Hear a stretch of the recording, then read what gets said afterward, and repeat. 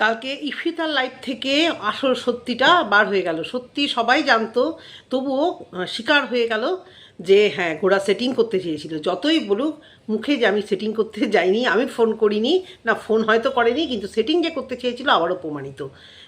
তো যাই হোক, ভিডিওটা করছি এখন 8টা বাজে, কখন তোমাদের কাছে যাবে জানি না, কারণ ভিডিওটা করে একটু বেরোবো, তারপরে এসে হয়তো পোস্ট দেবো।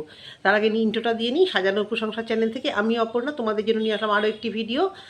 ওয়েদারটা একটু ভালো হয়েছে তাই না? হ্যাঁ দেখো, এসি ছাড়াই হ্যাঁ বসে আছি, তার মানে ওয়েদারটা একটু ভালো হয়েছে। কালকে জামাই ষষ্ঠী, যাদের ভালো করে মানানো নিশ্চয়ই মানাও। আমার কপালে তো এবছর আগের বছর থেকেই বন্ধ হয়ে গেল, মাও নেই, জামাই ষষ্ঠীও নেই। মনটা সেই জন্য ভীষণ পুরনো স্মৃতি আঁকড়ে ধরে থেকে ভীষণ কান্না পাচ্ছে, ভীষণ ভীষণ মন খারাপ লাগছে এবং কেঁদেওছি। সারাটা দিন অনেকক্ষণ মন খারাপ করে মাঝে মধ্যেই খুব কান্না করেছি, ভীষণ মনে পড়ছে সমস্ত কিছু। যাই হোক, ইমোশন তোমাদের কাছে কিছুটা শেয়ার করলাম, কারণ এই মে মাসেই আমার বিয়ে হয়েছিল এবং বিয়ের পরই এই জামাই ষষ্ঠী এই সমস্ত কিছু। তারপর প্রত্যেক বছর আমাদের নিয়ম নেই যদিও, কিন্তু মা নেমন্তন্ন করতো, যতই গরম হোক যা হোক, মানে বর না গেলেও উইদাউট জামাই মেয়েরা আমরা যেতাম ওই মার্কেট দেওয়া ঠাওয়া টুকটাক খাওয়া দাওয়া সেগুলো করে ফেলতাম। তো আগের বছর থেকে সেটাও বন্ধ, এবছর আর বন্ধ, সারা জীবনের মতো বন্ধ হয়ে গেল, আর কিছুই না। তাই সবার মুখে যখন শুনছি জামাই ষষ্ঠী সবাই আয়োজন করছে ভীষণভাবে। আশা রাখবো, মেয়ে আমার আছে এখনও, আজকালকার দিনে মেয়ে তো তো বলে তো এমনিতেই বিয়ে করবো না, সিঙ্গেল থাকবো, এই করবো সেই করবো, সেটা পুরোটাই ওর ব্যাপার। আগে তো কেরিয়ার, তো যখন হবে তখন আবার হয়তো হবে। আর শ্বশুরবাড়িতেও শ্বশুরবাড়ি কেউ নেই, বড় ননদও চলে গেছে। তার বড় ননদ থাকলে ছোটো ননদকে বড় ননদই ষষ্ঠীটা দিত। আমি তো ছোট, আমি তো দিতে পারবো না, ছোটরা তো ষষ্ঠী দিতে পারে না, তাই শ্বশুরবাড়িতেও ষষ্ঠীর কোনো বন্দোবস্ত নেই। তা যাই হোক, ভিডিওটা করি, কিছু মনে করো না, একটু বলে ফেললাম। সব অনুষ্ঠানে সব কিছুতেই পুরনো স্মৃতিগুলো মনে পড়ে, প্রচুর পরিমাণে স্মৃতি। তো কী নিয়ে কথা বলবো? এই ফোন নিয়ে। হ্যাঁ, আমি বলেছিলাম যে সঞ্জয় মিথ্যে কথা বলে না, ভুল করে কিন্তু মিথ্যে কথা বলে না। ও এত বড় মিথ্যে কথা ওর লাইভে ফুলিয়ে ফুলিয়ে বলতে পারে। সঞ্জয়ের লাইভে ঝড় উঠে গেছে। ম্যাডামের সহচরী, ম্যাডামের কাছের কেউ, আমি কারোর নাম বলছি না, কেউ এখানে নিজের গায়ে মাখাবে না, আমি তাকে দেখেছি। তার সবসময়তে একটা থ্রেটনিং, একটা মানে ম্যাডামের থেকেও তার যেন পাওয়ার বেশি। সবসময়তে একটা থ্রেটনিং দিয়ে কমেন্ট, এটা করে দেবো, ওটা করে দেবো, এ ভুল করছে, সে ভুল করছে, এই ধরনের একটা অ্যাটিটিউড তার মধ্যে আমি সবসময় দেখেছি। ইউটিউবে উনি শুধু থ্রেটনিং, ভয়, এই সমস্ত করতে এসছে। কেন রে ভাই? যার নিজের চ্যানেল সে নিজে করেছে, ঘোড়াকে তো কিছু পারলো না, আলটিমেটলি ঘোড়াকে তো কিছু আর করতে পারলো না। অনেক কিছু শুনেছিলাম করেছে হয়তো কেস টেস, কিন্তু আমরা তো সেরকমভাবে ফল কিছু দেখতে পাইনি। কিন্তু থ্রেটনিং সবসময়তেই একটা মানে ভুল করছে, ও এই করছে। আর অবাক হয়ে গেলাম, সেই ঘোড়াকে সাপোর্ট করে মধ্যস্থতা করার জন্য ফোন করেছে, এবং ইফিতার কমেন্ট বক্সে কেউ যেটা জানিয়েছে, ইফিতা তাই নিয়ে খুব সুন্দর সাহসিকতার সহিত কালকে লাইভটা করেছে, এবং প্রচণ্ড ভালো লেগেছে। কালকে লাইভটা করা দরকারও ছিল। ইফিতা অনেক কিছু একদম খুল্লা বলে দিয়েছে যে কাউকে ভয় পাই না, ভয় পাওয়ার প্রশ্নই নেই। আর ঘোড়ার সঙ্গে এই ওয়াইটির এই জঘন্য অসভ্য মহিলাটির সঙ্গে সেটিং প্রশ্নই আসে না, যার জন্য কালকে আমার খুব ভালো লাগলো। জাসিমাও তার লাইভে, তার ভিডিওতে প্রচণ্ডভাবে মনেই হলো যে একটু 1% হলেও সঞ্জয়েরকে মানে সাপোর্ট করে, দেখো সাপোর্ট আর কি, ন্যায় নীতিকে সবাই সাপোর্ট করছে। তো আজকে ওয়াইটির পরিস্থিতি দেখো, ইফিতাও কিন্তু সঞ্জয়ের পাশে আছে, না গলাগলি করে ফোন করে না, ওর নীতিটার সাথে আছে। জাসিমা সেও আছে, দীপ্তি দিয়ে সেও আছে, মানে সঞ্জয় যে ঠিক পথে যাচ্ছে, ঠিক কিছু করেছে এবং সবথেকে বুদ্ধিমানের কাজ করেছে, ও ফোনটা ধরেনি। কেউ আবার বলছে তোমার ফোন ধরা উচিত ছিল, তোমার ফোন ধরে কি বলতে চায় শোনা উচিত ছিল, কিন্তু ও ধরেনি। এটা আমার মতে খুব বুদ্ধিমানের কাজ করেছে, এবং সেটা ও মানে বারবার করে গলায় বলেই যাচ্ছে, জোর গলায় যে ফোন করেছে। ঘোড়া কীভাবে মিথ্যে কথা তার ভিউয়ারদের আর সবাইকে বলে যাচ্ছে না আমি ফোন করিনি। কনফারেন্স কলে ছিল, যেখানে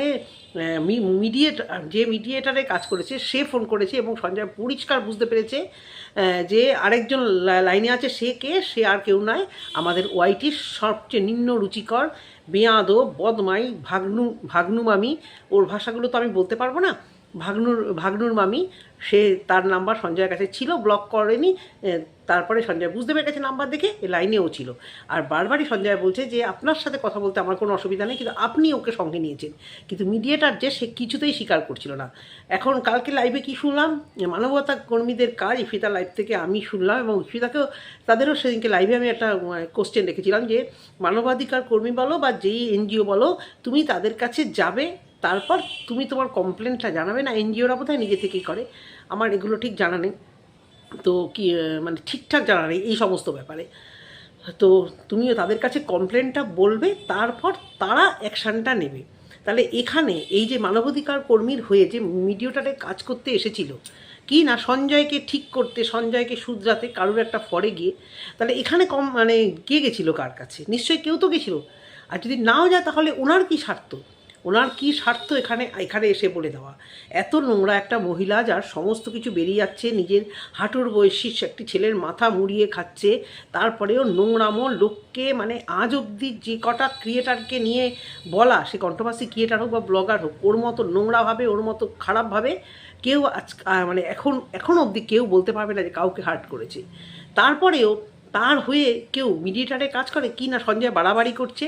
এবার সঞ্জয় থামা উচিত, সঞ্জয়কে এত কিছু করা উচিত, এত কিছু যেন ওর সম্পর্কে না বার হয়। আলবাদ বার হবে, আলবাদ যদি ওর কাছে তাকে বার করুক, কারণ যাকে উলঙ্গ করছে তার মানে মানে গায়ে কাপড় না থাকলেও তার মধ্যে সেই লজ্জা ঘেন্না কিচ্ছু নেই। লজ্জা ঘেন্না থাকলে এই যে পর্যায়ে ওআইটিতে মানে হেনস্থা হয়েছে, তারপরেও মাঝে মাঝে শুধরে যায় ম্যাডামের ধাতানি খেয়ে এখন আবার ওআইটি থেকে ম্যাডাম একটু ডিটাচ আছে। আমরা যেটা দেখতে পাচ্ছি, আমরা তো ওপেনলি দেখতে পাচ্ছি না যে পেছনে আছে কিনা, কারোর জন্য ম্যাডাম কিছু করছে কিনা, আমরা তো দেখতে পাচ্ছি না। সঙ্গীতা চক্রবর্তী মানবাধিকার কর্মী, সে দেখতে পাচ্ছি যে এ কিন্তু আবার তার খেল দেখানো শুরু করেছে, আবার সেই জঘন্য ভাষায়, নোংরা ভাষায়, প্লাস যা সব দিয়ে রেখেছে, ওপেন করেছে। সবাই যেহেতু মুখোশটা খুলে দিচ্ছে, তাই গাত্রদাহ হয়েছে।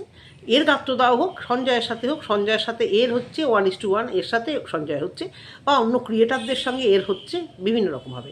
তাহলে যে ক্রিয়েটার নয়, যে এর মধ্যেই নয়, সে কেন, কী উদ্দেশ্যে সে এখানে মিডিয়েটারে কাজ করতে যাবে? এই জিনিসটা, কোশ্চেনটা কি? অ্যান্সার আছে, বলা সবটাও ঠিক না, অ্যান্সার অনেক কিছুই আছে। কিছু তো ভাই স্বার্থ থাকে, অতিরিক্ত স্বার্থ ছাড়া কেউ কি কথা বলতে আসে? আমার তো মনে হয় না। অতিরিক্ত কিছু থাকা, সঞ্জয়কে ঠিক করতে যাওয়া, কেন? সঞ্জয় কী বিগড়েছে ওকে ঠিক করতে যাওয়া? সঞ্জয় যেগুলো বলছে, সঞ্জয় তো বলছে, উল্টো দিক থেকে ও যদি স্বীকার করে, যদিও সেটা পৃথিবী যদি মানে ধ্বংস হয়ে যায়, তো তার গলায় পাড়া দিয়েও তাকে ভুল স্বীকার করানো নইব চ। কারণ সে ভাবে যে স্বীকার করলাম মানে সে ছোট হয়ে গেলাম, কিন্তু সে যে না স্বীকার করেই কোন ছোট, কোন তলানিতে, কোন ডাস্টবিনে গিয়ে পড়ে আছে সেটা তো জানা দরকার নেই। ওই যে পয়সা হয়েছে, আমি বেয়ে গেছি, আমি গুচু করছি, আমি সুইমিং পুলে ডুবু করেছি, আমি রাজ্য জয় করে নিয়েছি লাইফে প্রথম জীবনে, মানে জীবনে আর মানে করতে পারবো কি না, নোংরামো যদি না করতাম, আমার বিদ্যা বুদ্ধি দিয়ে তো সেসব কিছু করতে পারতাম না, তাই না? দেখো, ও গান করতে ভালোবাসে, সবাই বলে গানের গলা ভালো, যদিও ওকে দেখতে না পাওয়ার জন্য আমার কোনো দিন ওর গানের অ্যাটিটিউড ভালো লাগে না, কারণ ওর দেখেই মনে হয় ওর গানের যে কালচারটা ওর মধ্যে নেই। ও হয়তো মিউজিক ছাড়া পুরোনো দিনের হিন্দি গান বা নতুন দিনের হিন্দি গানগুলো গাইতে পারে, কিন্তু ক্লাসিক্যাল বেস বা ওর যে মানে প্রপার ট্রেনিং নেই গানে, সেটা ওর স্টার্টিং এবং বোঝা যায়, স্টার্টিং ফিনিশিং সবটাতেই বোঝা যায়। সেটা ও হয়তো পরিস্থিতিতে শিখতে পারেনি, কিন্তু ওর কাছে যখন টাকা এসেছিলো, ওর যদি শখ থাকতো, যদি ভালো হওয়ার থাকতো, একটা গানের স্কুল জয়েন করতে পারতো। খুব যে বেশি টাকা ওই সব দিকে গানের জন্য নেয় তা না, ওর কোনোটাতে কোনো ইচ্ছে নেই, পড়াশোনার দিকে ইচ্ছে নেই। একটা ইচ্ছে, এখানে ওআইটিতে বসে কারি টাকা কামাবো, এবং যেটা মানে গুরুমা বা মালিককে দেখে যেটা শিখবো, চরম থেকে চরম, মালিকের আগেও সে ছিল, নিজেকে বেচবো, পরিবারকে বেচবো, বেচে টাকা রোজগার করবো। সে জাহার নামে যাক, ভাড়মে যায়, ও ভাড়মে যায়, যা করুক, ওর রুচি, ও বুঝবে। কথা বলতে আসা, কথা বলবো। কিন্তু আমার কথা হচ্ছে, যাদের সুরুচি, যাদের মানে সুবুদ্ধি, যাদের মাথায়, তারা কেন ওর হয়ে কথা বলতে আসা এবং সেটাকে কন্টিনিউ অস্বীকার করা, সেই পোস্টে অস্বীকার করা যে ফোন করেছিল, প্রমাণ দেওয়া হোক। কিন্তু তাহলে ইফিতার লাইভে যে পুরো পরিষ্কার হয়ে গেল, এবং ইফিতার লাইভ কালকে ভীষণভাবে একটা ইম্পর্টেন্ট লাইভ হয়েছে, যেখানে ইফিতা বলেই দিয়েছে যে আমার ছেলের নামে কেস, যখন বাজে কথা বলা হয়েছে, আমার ছেলের জন্ম পরিচয়, তাহলে তাকে আমি কোনোদিনও ছাড়বো না। এবং খুব খুব সাপোর্টিং একটা লাইভ ছিল, মানে ভিউয়ারদের সাপোর্টিং মানে ভিউয়ারদের সাপোর্টে ভিউয়ার্সরা যেটা জানতে চেয়েছিল ইফিতা সেটা খোলাখুলি করে বলে দিল যে আমি কোনো কম্প্রোমাইজ, কোনো নেগোসিয়েশন তো আমি করবোই না। এবং যে ফোন করেছিল, যে মিডিয়েটারে কাজ করেছিল, সে কিন্তু ইফিতার লাইভে পুরো ধরা খেয়ে গিয়ে বলতে বাধ্য হয়েছে, হ্যাঁ আমি কারুকে না জিজ্ঞাসা করে এখানে ফোন করতে এসেছিলাম। আজকে যাকে ফোন করব, নেগোসিয়েশন করব, তাকে একবার জিজ্ঞেস করবো না আলাদাভাবে কী স্বার্থে এত এত পাওয়ার, বা কাউকে আমি টুটিটা ধরে রেখে আমার কথাটাই চালাবো, এরকমই একটা উদ্দেশ্য তো যে আমি বলেছি মানে করতে হবে।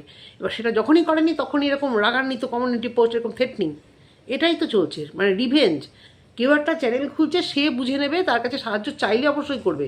তার চ্যানেল থেকে সে নোংরামো করছে না, নৃত্য করছে না, ভজন করছে, তাকে ভিউয়ার্সরা বুঝবে, আর তাকে তার মানে ভিউয়ার্সরাই বুঝবে, আর সে বুঝবে, আর যার এগেনস্টে বলছে সে বুঝবে। কিন্তু এই মাঝখানে কী স্বার্থে কোনো আলাদাভাবে আগে আগে সেটেল কথা দুজনের সাথে না বলে, একজনের সাথে তো বলা হয়েছিল একদম শিওর, একজনের সাথে শিওর বলা হয়েছিল, কিন্তু সঞ্জয়কে কি এতটাই সস্তা পাওয়া গেল যে ফোন না করেই তোমাকে বলছি সেটেল করো, বা তোমাকে বলছি তুমি এগুলো বন্ধ করো, মাঝখানে আমরা আছি। আর কেন সেটেল করতে যাওয়ার কী আছে? বারবার তো সেটেল করা হচ্ছে, এবং যে কথাগুলো আসছে সবগুলোই মানে ধ্বংস হয়ে যাচ্ছে, এবং উল্টো তরফ থেকে যে সেটিং করতে আসছে সে সেটা স্বীকার করছে না।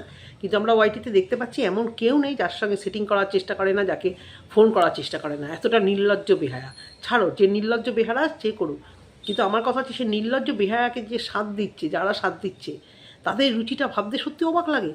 কালকে কিভাবে দুটো লাইভে ঢোকার পরে যার কথা বলছি সে কিভাবে হেনস্থা হয়েছে, তারপরেও কি সে আসবে আরও সেটেল করতে?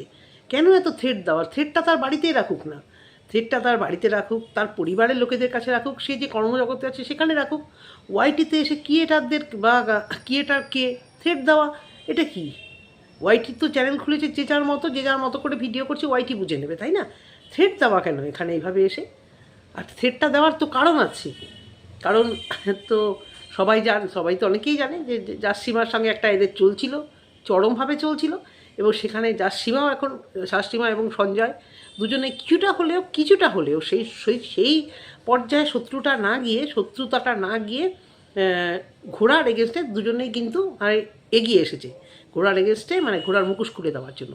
তো সেই জায়গা থেকে হয় এদের মধ্যে আবার একটা বিভেদ ঘটানো, বা সঞ্জয়কে মানে বুঝে গেছে যে টুটিটা ধরবো, বুঝতে পেরেছে, মানে সেই সঞ্জয় এখন আর নেই, কারণ ভিউয়ার্সরা সঞ্জয়কে রিকোয়েস্ট করেছে তুমি সেটেল করবে না, যার জন্য সঞ্জয় বারবার বলছে তোমরা আমার পাশে থাকবে। সঞ্জয় টুটিটা ধরবো, সঞ্জয়কে যেহেতু আমরা একটু উপকার করেছি, অনেক কিছু থেকে বাঁচিয়েছি, এটা বলছেও। ম্যান্ডি কী কেস দিয়েছিল মনে আছে? তারে আলবাত মনে আছে। অনেকেই বলছে ম্যান্ডির কেসে এরা এরা এরা উপকার করেছে, সঞ্জয় কখনো হয়তো বলেছে, কিন্তু আমার তো মনে হয় আমি যে শর্টসগুলো দেখেছিলাম সেখানে অন্য লয়ার যে সঞ্জয় কমেন্ট বক্সে থাকে, নামটা আমার বলার দরকার নেই, তার সাথে দেখেছিলাম সে হয়তো ওকে বেল ঠেল জামিনগুলো পাইয়ে দিয়েছিল, অ্যান্টিসিপেটারি বেল বলো, আর না অ্যান্টিসিপেটারি না তো এমনি বেলই, নর্মাল বেলই পাইয়ে দিয়েছিল। তারপরে কি হয়েছিল, ব্যাপারটা কে সাহায্য করেছিল, যদি এরাও করে তাহলে কিছু বলার নেই, মানে ম্যাডাম যদি করে, কিন্তু সেই সময় হেল্প করেছিলাম বলে আমি তার টুটিটা ধরে আমি যেটা মনে করব একদম ডেসপারেটলি তোমাকে ফোন করেছি, ফোন ধরতে হবে, আর কেন ফোন ধরোনি সেই কৈফিয়ত দিতে হবে, এটা তো বস ঠিক হলো না, তাই না?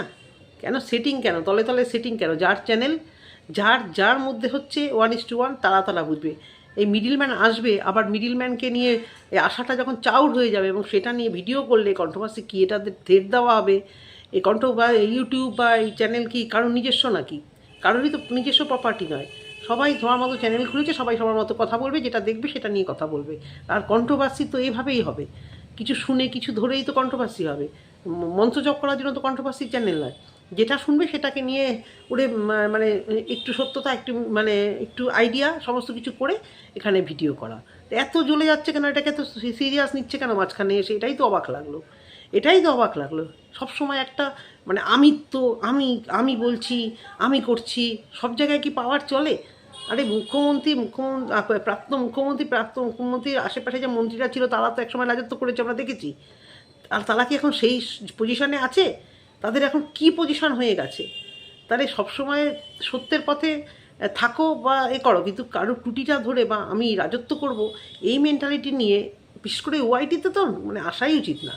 সে তার চ্যানেল নেই, সে কন্ট্রোভার্সি করে না, তাহলে কেন এই কন্ট্রোভার্সি ক্রিয়েটারদের মধ্যে সেটিং, মিউচুয়াল, আর কিসের অ্যাডজাস্টমেন্ট? এটাই তো বোঝা যাচ্ছে না, কী স্বার্থে অ্যাডজাস্টমেন্ট, কেন করতে যাবে? যেটা বেরিয়ে এসছে, এখন যদি সঞ্জয় ব্যাক করে, সঞ্জয় ভিউয়ার্সরা সঞ্জয়কে ছাড়বে? সঞ্জয় যদি এখন সেটিং করে নেয়, ওর ভিউয়ার্সরা ওকে মানে একদম ছিঁড়ে ছিঁড়ে খাবে। আর ওর ভিউয়ার্স যারা আছে তারা আমাকেও অনেক ভালোবাসার ভিউয়ার্স, আমার ভিডিও তারা দেখে, কিন্তু ম্যাক্সিমাম ভালোবাসাটা তো সঞ্জয়কে, ইফিতাকে, এখান থেকেও দেখি আমি যে এরকম মোটামুটি কিছু ভিউয়ার্স খুব কমন, তাদের কাছে সঞ্জয় মুগ্ধ হবে কী করে? ভিউয়ারদের ঠকানো হয়ে গেল না? ঠকাবে কেন? ঠকাবে কেন? তলে তলে সেটিং করবে কেন? যা হবে ওপেন হবে, যেটা হবে ওপেন হবে। যদিও বা কিছু হয়, যদিও সেটিং করার প্রশ্নই নেই। ইফিতাও বলেছে, সঞ্জয় বলেছে, এবং সবাই সব ক্রিয়েটারদেরই বলছি, কোনো সেটিংয়ে যাবে না। এর ব্যাপারে, ঘোরার ব্যাপারে কোনো সেটিংয়ে, কোনো অ্যাডজাস্টমেন্টে কেউ যাবে না।